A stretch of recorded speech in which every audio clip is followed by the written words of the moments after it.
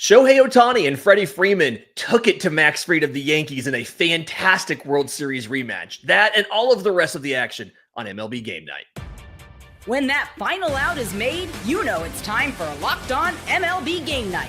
All the post-game reactions to every game across the league, every single night, with insights only the hosts at Locked On can provide. Prepare to experience game day reactions like never before. Only on Locked On MLB Game Night. Your team every day. Yes, welcome on into MLB Game Night, where we cover every single game, every single night, as only the Locked On Podcast Network can do it. I'm your host, Lindsey Crosby, host of the Locked On Braves postcast over on Locked On Sports Atlanta. You can follow me on social media at Crosby Baseball. That's Steve Lennox, host of the Locked On Reds postcast. Follow him on social media on X at Lennox on Baseball. Steve, I want to get to Andrew Abbott shutting down the Cubs. I want to get to the Rangers finally finding some offense. Marcus Semien needed this night. But before we do that, today's episode is brought to you by our friends at FanDuel. Right now, new customers can get $200 in bonus bets when your first $5 bet wins.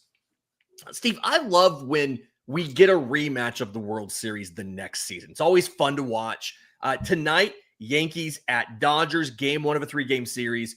Dodgers took the opener 8-5, and it was the usual suspects that powered them to a win. Here's our friends from over in Locked On Dodgers with more about the victory. What, you thought there wouldn't be drama in a Dodgers-Yankees series? What's up? This is Jeff Snyder from Locked On Dodgers. The Dodgers beat the Yankees in the series opener 8-5. Shohei Ohtani hit 2 home runs. Freddie Freeman had 3 hits, 2 doubles, one of the best slides you'll ever see, some great base running. Dodgers win a game that didn't look like they were going to win. Tony Gonsolin was really bad to start the game, 5 runs on 4 homers in the first 3 innings, but then he bore down. His last 3 innings pitched were really good. He got through 6, and the Dodgers offense rewarded him in the 6th inning by putting up 4 runs to take a 6-5 lead, give Gonsolin the win.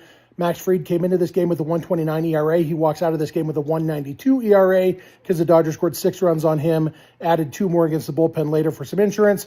The bullpen did their job. All in all, just a classic, instant classic game that you wouldn't expect anything less in a rematch of last year's World Series that was also a classic. Be sure to check out Locked On Dodgers on YouTube and wherever you get podcasts every weekday morning for more about this and the rest of this series. To Jeff's point, 6 home runs in this game. Shohei Ohtani hits 2 for the Dodgers. The Yankees have 4. The usual suspects again: Judge, Austin Wells, Trent Grisham, who apparently is a home run machine this year. He has 13. Paul Goldschmidt. How awesome was this game that not only did we get the rematch, but it was just as exciting as the games were in October. You're at the series opener at Dodger Stadium on Friday. You get the home runs. The only thing you really didn't get, and Jeff mentioned there, Gonsolin rebounded nicely. He was able to give them 6. But Max Fried roughed up. And if you're a Dodger fan, hey, we just hung Max Fried with his first loss of the season. So I guess you get a little bit of everything, including a Dodger dog. But for the Yankees, you mentioned Grisham. All those home runs, every home run except Grisham's, a 2-run shot, came with nobody on base. Yeah, and that was the big thing. Fried didn't walk anybody, right? He only goes 5 innings, 8 hits, 6 runs, but he doesn't walk anybody. And outside of the home runs, the only other extra base hit he gives up, or no other extra base hits, because Aaron Judge had a double later in the game off of Jack Dreyer. And so, you're in a situation where, you don't get all the runs you should get from the home runs, you lose the game. How good is it to be Max Fried, though? You can give up 6 runs in 5 innings and your ERA is still under 2. Yeah. Well, 1.92 right now. That's impressive. Yeah. I'm trying to figure out who needed this game more. You look at a guy like Andy Pages, he had slowed down. He gets 2 hits, 3 RBI. Michael Conforto has one of the lowest, I think it's 12th lowest OPS in baseball entering game today among qualified hitters. He bases loaded walk in the 6th to get an RBI. Is there any way that tomorrow's game can live up to what Game 1 gave us? I think it can. And I don't know what game in this series, maybe it's Sunday Night Baseball, but it's going to be low scoring. I don't eventually. think all three of these are going to be, over under, 10. I think one of these matchups, you'll get the bullpens involved, of course, with both teams. They have no problem going to the bullpens, but I just think one of these games is going to be, nowadays 4-3 is a low scoring game. I could see that either Saturday or Sunday. And that's what I want to see. I'll take the home runs. I love Friday night. Yeah. But let's see the pitching shut down the offense. And I think that adds to the intrigue of what this series is. Steve Lennox loves a good pitching duel. Yes. Landon Knack versus Will Warren on Saturday, and then Sunday, Yamamoto and a TBD for the Yankees. We don't know who it's going to be yet. So my bet is tomorrow could be that pitching duel. Maybe it's Sunday, depending on who that TBD is. Talking about a game that was not a pitching duel because it got ugly late. Twins beat the Mariners 12-6 in 10 innings. Twins put up 3 in the 9th to send this to extras and get 6 runs in the 10th. I'll remind you, this is the same Mariners pen that gave up 7 runs in the 10th last night. Though they were the last game of the day, so we had to wait to go live on this show until that happened. Another thing, Byron Buxton, 2-run single. Carlos Correa gets a 2-run home run in the 10th. He's coming back from injury. Is this a bigger deal for the Twins to be kind of back on their winning ways, or is this a bigger deal that Seattle's now lost 3 in a row? 2 of them were with bullpen meltdowns. Yeah, and Munoz gives up the 3 runs in the 9th inning. All 3 runs were earned. His first 3 earned runs allowed this entire season. So that bullpen right now, wear and tear. They're not going to have a rain out at home in Seattle, but just interesting, the back-to-back nights against the Nationals, who are putting up runs right now, and for the Twins as well. I love the fact that the Twins are playing winning baseball. They don't lose any ground, they don't gain any ground on the Tigers. We'll get into the Tigers and their road win against the Royals later on, Lindsay. But right now, Seattle's, they've been streaky. And they've been streaky on both sides of it. But Cal Raleigh, 2 more home runs. Does he 21. wear down 21 now? I mean, it's and Sunday we hit June 1, and he's got 21. We did see William Contreras had a similar pace to this last year, and he started to wear down in the second half. Cal Raleigh has played in 55 games this year. He has made 44 starts behind the plate in 11. He's averaging 1 DH outing a week. He is starting a lot of games. You got to wonder, as it starts to get hot, do they try to mix some other guys in there just a little bit? You mentioned Tigers. Let's go ahead and do that. Tigers at Kansas City. They take the opener 7-5. We've actually got Jack Johnson from Locked On Royals with his thoughts on what happened in this one. Royals dropped Game 1 to the Detroit Tigers 7-5 at Kauffman Stadium. And I am the host of Locked On Royals, Jack Johnson, giving you a few takeaways from tonight's game. Now, as we've seen all season long, anytime the starting rotation just doesn't have it, the odds of this offense coming back and winning that game are incredibly low. And that's exactly what we saw tonight. Seth Lugo, in his first start since coming off the injured list, just wasn't as sharp. Gave up 2 two-run home runs, where both of the pitches were just middle. And you had Riley Green, who crushed one in the first inning, and then Dylan Dingler crushed one not long after that. But credit to the offense, they did fight back a little bit, left a lot of runners on base, but who knows, maybe you have to start with some baby steps there and just trying to get the offense going. Bobby Witt Jr. had a home run, Drew Waters had a couple of hits and a couple of RBIs, but when it's all said and done, the Tigers just continue to build on their lead in the division, and now the Royals sit alone in 4th place, just a few games back from being double-digit games back from Detroit. So they'll try to respond tomorrow, even up the series with Michael Walk on the bump. Unfortunately, on the other side, they got to face off against Tarek Skubal. First pitch will be at 3 o'clock tomorrow at Kauffman Stadium. Talking about the Tigers here, what is this? 18 games over 500 now. They've won 5 in a row. Are they the best team in the American League? We've asked that before. Are they the best team in the American League? Yeah, they are. They really are. They are. I mean, you've got Skubal, going Saturday. You have a chance to clinch the series in Game 2 of the series on the road. They've got a little bit of everything And again, I'm curious to see. We're way off from the trade deadline. Yeah. But how aggressive are they? What are they going to need? What are they going to identify here in the next 8 weeks or so that we can bolster ourselves not only for the rest of the regular season, August, September, and the dog days, but into October as well? They're not going to be content. The fan base is not going to be content just to make it to October baseball this year. They're going to want to make a run, and I think they can. But yeah, they've proven. I think this is not a couple of weeks, as we talk about the Mariners and some other teams. They've sustained the success, and you've got Skubal. You're not going to have that many long losing streaks, just because he's available for you every fifth or sixth day. Yeah, and they're going to have Parker Meadows coming off the IL at some point in time, adds a dynamic player to the outfield. Here's the thing. They're doing this with 6 starting pitchers on the injured list. 6, and they're doing this. Some of these guys aren't coming back. Jose Urquidy had Tommy John. He's not coming back anytime soon, right? Jackson Jobe, elbow flexor. That's never a good thing. He's probably not coming back. But, Alex Cobb, hip inflammation in February. He's working his way back, right? They'll get him. Ty Madden had a strained shoulder. Like, they might be getting reinforcements. It is absolutely bonkers here.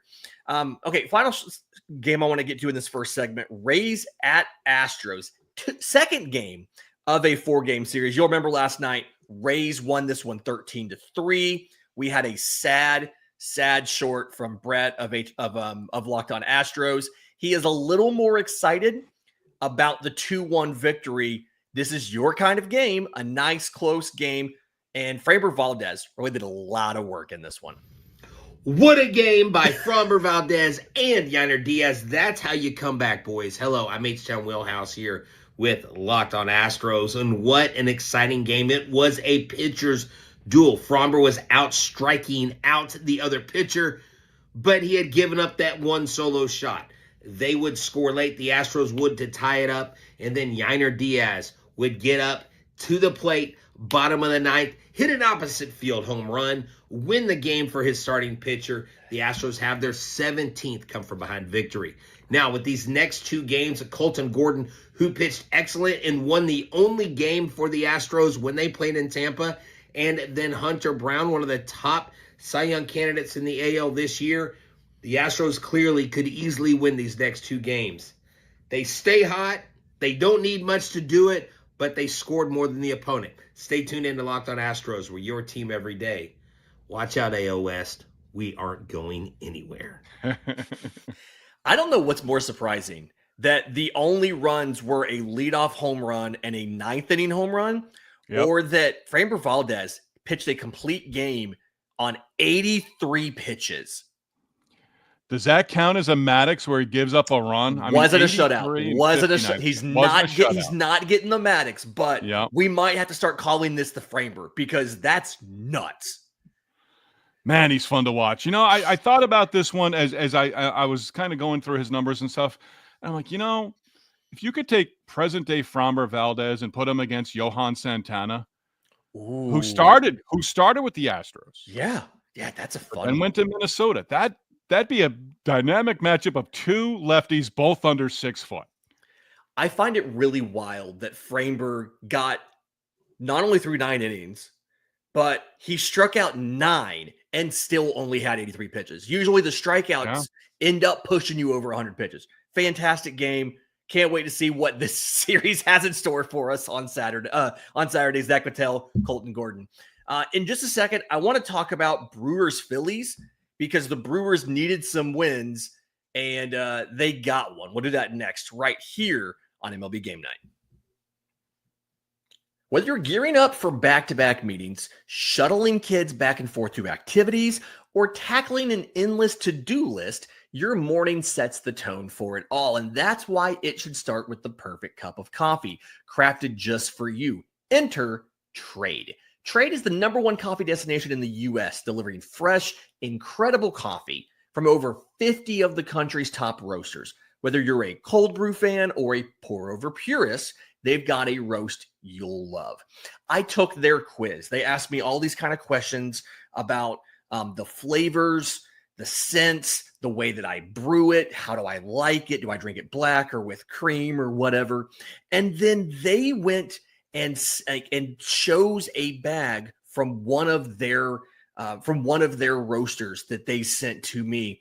I can tell you, perfect. They exactly nailed it. If by some reason they don't, they will replace that bag for free until they get it just right.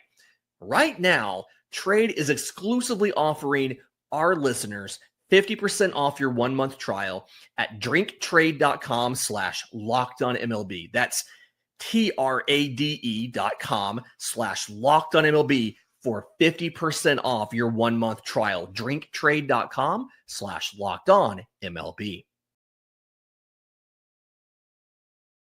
All right, Steve. Brewers at Phillies. Brewers won the opener 6-2. They've now won 5 straight games that are 9-3 in their last 12, 2 games over 500. I've got the Phillies side of this loss because I want you to kind of see if you can pick out the frustration and what's bothering him with the way the game went tonight. The Taiwan Walker's season this year is a step up from last year, but let's just remember that last year was horrible. This year, this year's You know what this year isn't? It's not Mick Abel preventing, as in preventing Mick Abel to start another game for the Philadelphia Phillies. I would have much rather seen, and by the way, Mick Abel on the right schedule to have pitched tonight as he pitched for the Lehigh Valley Iron Pigs in AAA. Would have much rather seen him out there start again for the Phillies than Taiwan Walker. Let him get used to the bullpen where he's probably going to be for the vast majority of the second half of the season. And in case they forgot, you're already missing a bullpen arm in Jose Alvarado, and you're not going to have him in the postseason. Might as well get Taiwan Walker used to that slot as much as possible. Now, aside from the pitching, it wasn't like the hitting was great in game 1 of this series against the Brewers. You come up with 4 measly hits, 2 runs in total.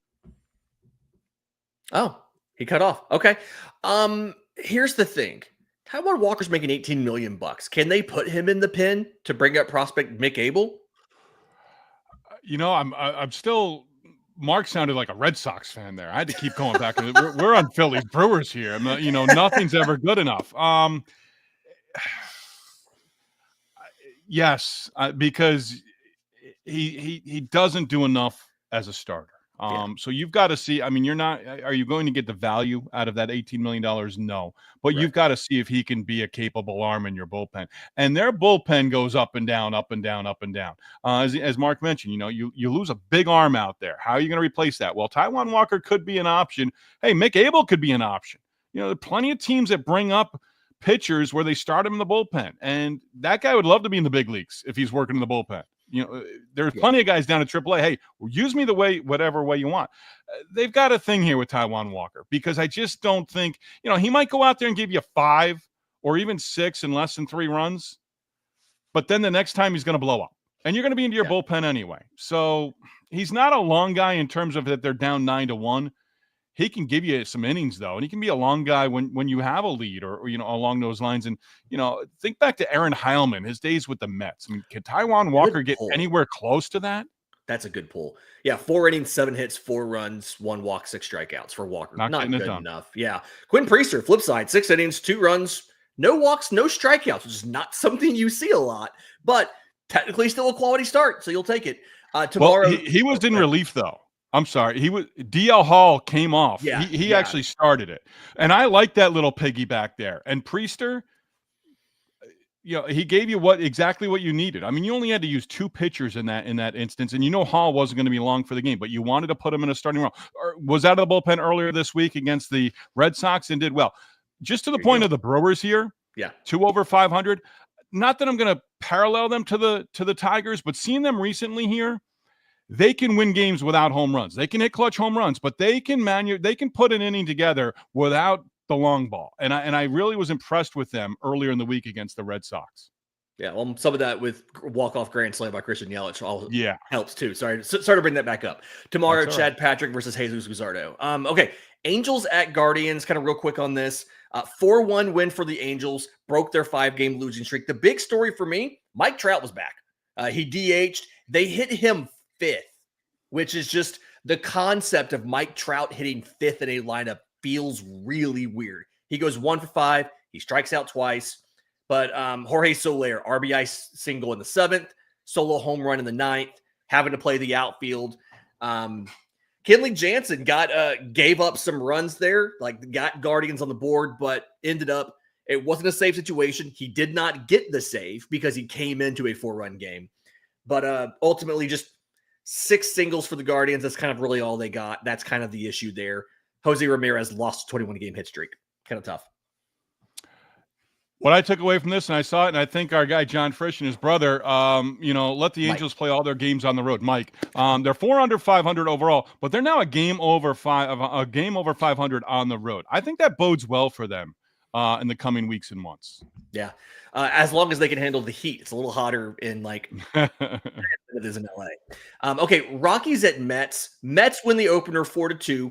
Kind of what you expect, right? But here's our friends from the Mets postcast about how this one went for New York. Pretty simple. If Francisco Lindor hits a home run, the Mets usually win. Tonight, 2 home runs for Francisco Lindor, and the Mets take the first game of their series with the Colorado Rockies 4-2. And don't let that box score fool you. It was a pretty complete performance from the New York Mets. The game never really in jeopardy. A multi-hit game for Lindor, a multi-hit game for Juan Soto, who snapped an over 17 streak tonight. You even got a solo home run from Starling Marte. It was a nice night at the ballpark for the Mets. David Peterson, another start in which he allows 2 runs or fewer, 1 run over 5 2/3. And potentially the most important thing of them all, Edwin Diaz continues to be dominant. And I don't care that it's the Colorado Rockies. I don't care that it's the worst team in baseball. Anytime that Edwin Diaz can go 1, 2, 3 and strike out the side and look that good and that dominant, it is a good thing for him. It is a good thing for the New York Mets, who will now go for the series win tomorrow. That's one of the most comprehensive and thorough shorts we've played in this whole show. He kind of covered really everything there. Yeah, Lindor led off the game with a home run against Freeman, and 5th time he's done that this season, 25th time in his career, and also homered later in the game. So he homered from both sides of the plate, which you think Mickey Mantle, you think Chipper Jones, and yeah. Lindor's a guy that can do that as well. That's now 7 times that he's done that in his career. Feels pretty significant there. All right, in just a second, let's talk about Reds Cubs. Really intriguing series to me for a lot of reasons. We'll get to that next, right here on MLB Game Night. Get the supplies you need from the site made for the skilled trades, Supply House. Whether you're in plumbing, HVAC, or electrical work, Supply House is the reliable way to order products online. Their easy-to-use website is perfect for DIYers. It's packed with helpful resources and the latest product info to help you get the job done right. Plus, with a complete inventory of over 200,000 parts from 400-plus top brands, you'll find exactly what you need delivered fast from coast to coast. If you need help with an offer, Supply House offers expert support and industry-leading service, so you'll always talk to a real person who can answer your questions. If you're a trade pro looking for an extra edge, their free Trade Master program offers exclusive perks like a dedicated phone line, free shipping, and discounts on every order. So join the Trade Master program today at supplyhouse.com/TM. Start ordering your plumbing, HVAC, and electrical supplies with just a few clicks. And everybody, DIYers and pros alike, can use promo code SH5 for 5% off your first order. That's at supplyhouse.com. So, Steve, I messed up today. I was bold enough to go get Andrew Abbott in Dynasty. I was a believer in what he was going to do. But I thought, hey, the Cubs are hot, 4-game win streak. They've been one of the best offenses in baseball. And I put Andrew Abbott on the bench for today's start. Feel like a dummy. Let Jeff Carr tell you how much of a dummy I was. Give Andrew Abbott enough credit. And by we, I mean like me and Steve and Reds fans as a whole. And he showed us why on Friday afternoon. What's up? This is Jeff Carr from the Locked On Reds podcast. And the Cincinnati Reds beat the Chicago Cubs 6-2 at Wrigley to begin the series over the weekend. And it was all about Andrew Abbott. Yeah, there were a few home runs, and it's nice to see what the long ball can do for this lineup. But Andrew Abbott was dominant. 7 innings, shutout ball, 1 hit allowed, absolutely masterful. He struck out Pete Crow Armstrong 3 times. He got 3 total strikeouts in his last start against the Cubs for the entire start. That was amazing performance by him in Chicago on Friday afternoon. And it really just underscores how undervalued he is. I mean, we think of this rotation, we think of Hunter Green, and we think of Nick Lodolo at the top. And, oh, yeah, by the way, Andrew Abbott's there too. He's pretty solid. He's better than solid right now. I mean, he's setting all kind of records for like least amount of earned runs allowed in his first 9 starts. I'm pretty sure they named some guy who pitched in the 20s the last time that has happened. He is phenomenal right now and deserves way more credit than he's giving. If they can continue getting performances like that from those 3 pitchers he named, what are the odds that the Reds can improve from this 500 record and make a push? Absolutely, and it's going to make your fantasy team better as well. As long as I put him in the lineup. As long as you put him in the lineup and make sure that he's active. Jeff looked great there. I think maybe at the barber this week or something. He looked fresh going into the weekend. Again, the Reds are one of those teams. They should be better than what their record is right now. So you track them now from now until July 4. And I do think they'll be, their record will be there. And can they compete in this division? Absolutely they can. Right now they're looking up at the Brewers, Cardinals, and the Cubs. They're 6.5 out in the division, but they're a 500 team. So you're a 500 team for me. Again, you're under 500 like the Blue Jays. They're not there yet, but the Reds, they're better talent-wise than what they are right now through their first 58 games of the season. They've got much more talent. And again, you got to mention Terry Francona in there as well, because I think over the course of the season, he's just steady. Hey, we're going to get there. We're going to get there. We're going to get there. Don't worry. We're all coming together. And I think he'll have that positive impact. Let's hope that the Austin Hayes IL thing for the foot contusion is not something that's going to be long-term. They don't think it's long-term. Third. Yeah, I think that's his third stint too. Wild. Okay, let's stay on this game real quick. I've got Sam Olber from Locked On Cubs. I think you'll be surprised as to his feelings about this game. We praise the Cubs all week long for winning games when they don't score a lot of runs, but you don't want to make a habit out of that. I'm Sam Olber from the Locked On Cubs podcast, and the Cubs were beaten down pretty good by the Reds today, 6-2 at Wrigley Field. And the Cubs bats are just quiet right now. Just quiet, haven't scored more than 3 runs yet on 4 games in this homestand. Andrew Abbott was outstanding, 7 shutout innings. The Cubs made it a little bit interesting late with 2 runs in the 8th and a little rally in the 9th, but really the story of this game, yes, Colin Ray got hit early, and we know that. We know that regression's coming, but this offense is going to have to score a lot of runs. Cubs did a great job against Colorado finding ways to win without scoring a lot of runs, but this isn't Colorado anymore. So it's time for the offense to wake back up. I expect that it will one of these next 2 games and avoid a little bit of a offensive slump. I don't think 4 quiet games, especially when you win 3 of them, qualifies for that. So if the Cubs could just bounce back on Saturday, put up a big crooked number, all will be well again. Let's see if they could do it. Yeah. That's really, I have nothing else to add there, mostly because we have 7 games and like 6 minutes left. But let's see what the Cubs can do. Nick Lodolo on Saturday, no doubt starter for the Cubs yet. We'll see what happens. Okay, let's rapid fire some games real quick. I'll go first because it's my Braves. Red Sox at Braves. Red Sox take the opener 5-1. Biggest things here, Trevor Story, 2-run homer in the 4th. Abraham Toro had 3 hits in this one. Rafi Devers put up 2 more runs in the 9th with a big single. 33 RBI in the month of May. Feels pretty significant. Flip side for the Braves, they've lost 7-9. Ozzie Albies broke the 14-game hit streak. And this is all coming like the same day they announced AJ Smith-Shawver has a torn UCL. We talked about that a little bit yesterday. But just the Braves are down bad right now, and they need some wins over the weekend to over your Red Sox to get back into the good graces of the baseball gods. 2 teams that kind of mirror each other right now, and both needed a victory Friday night. The Red Sox snap a 5-game losing streak overall and 6-game losing streak on the road.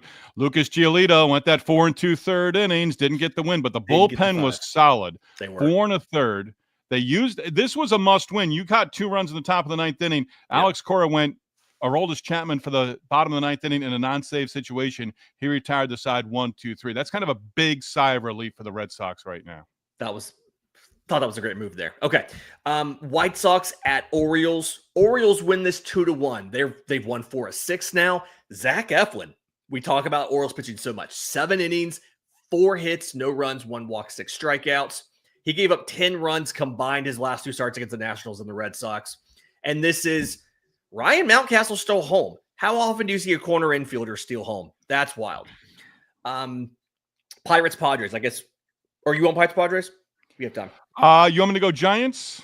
Yeah, real quick. Giants 2-0 victory against the Marlins. Kyle Harrison, 5 scoreless, picked up the victory, his first of the season. 6 relievers behind Harrison, preserving the shutout. Camilo Doval ending in the 3rd, scoreless for his 6th save. Matt Chapman, home run in the 4th inning, his 10th on the season. That made it a 2-0 ball game. That turned out to be the final. Yep.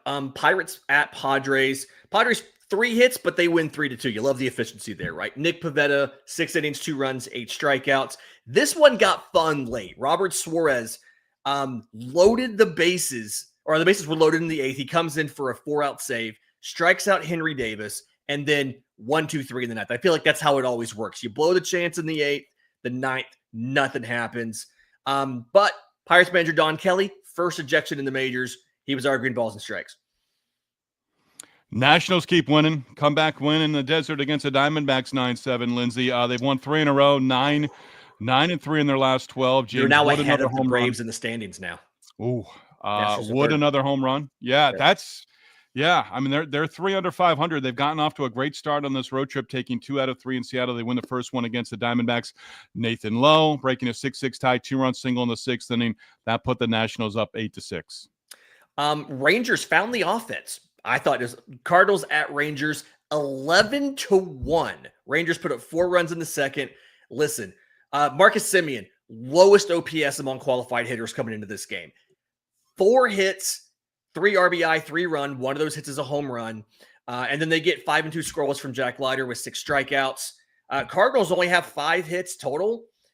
This is the only time they'll play this year is these 3 games. And it looks like these are going to be pretty lopsided going off of game 1. Hey, the Blue Jays, game over 500. First time since April 21, they can say that. Thumped the Athletics for the 2nd straight game, 11-7 the final Friday, 29-28 record for the Blue Jays. The A's going in the other direction. Jays, 23 runs, 33 hits over the first 2 games of this series. Athletics just 3 wins now in their last 22. Yeah, Vlad goes 1 for 3 and walks 3 times. That is absolutely bonkers. But Tyler Soderstrom, Shea Langoliers still hit home runs. I have both them in fantasy leagues, so shout out to those guys for that. There Thank you go. Shea Langoliers, former Brave. All right, final thoughts on the day that was, Steve Lennox. A lot of offense, a handful of low-scoring games. I like the Giants shutout win. They used a lot of bullpen arms there. We'll see what they do what they do over the rest of the weekend in Miami against the Marlins. But the Twins with a good victory, and let's see what Tarek Skubal does against the Royals on Saturday as they look for the series clincher. Boy, Skubal Shove Day. You love those. Thanks, everybody, for joining us for this episode of MLB Game Night. Remember, MLB Game Night, every single game, every single night. Do us a favor. Don't forget to like the video, share on social media, subscribe to the Locked On MLB feed, hit the notification bell so you know when we go live tomorrow night with the next episode. For Steve Lennox, I'm Lindsey Crosby. This has been MLB Game Night.